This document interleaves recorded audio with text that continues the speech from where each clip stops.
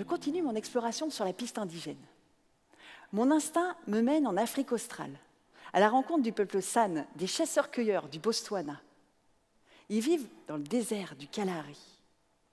Les hommes m'invitent à me joindre à eux pour partir à la chasse, en quête de gibier pour nourrir la communauté.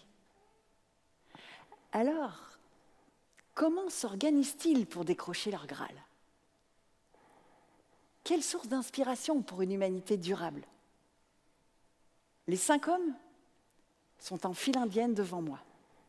Le premier de la troupe donne le rythme. C'est le plus rapide, le plus agile. Il trace la piste dans la savane. Au milieu, il y a 2 costauds qu'ils suivent à quelques mètres, préservant visiblement leur précieuse énergie.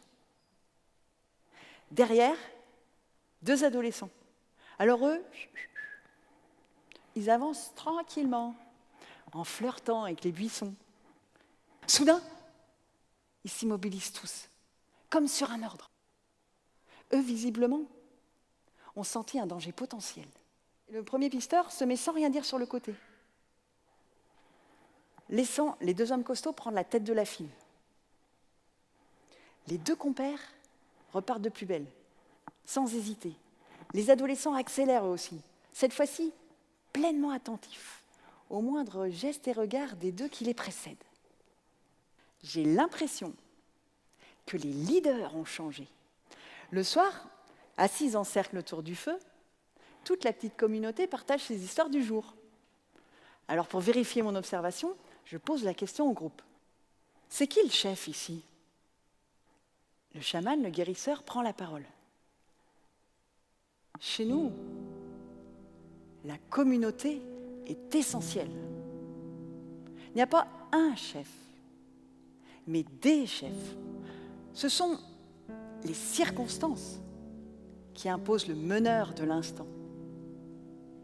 N'importe quel membre de la tribu peut être amené à être le chef, selon ses points forts. Ce sont l'expérience et l'implication de chacun qui sont primordiales. Ici, dans la savane, nous devons tisser un lien harmonieux avec ce qui nous entoure. Être forts ensemble, c'est une simple question de vie et de survie.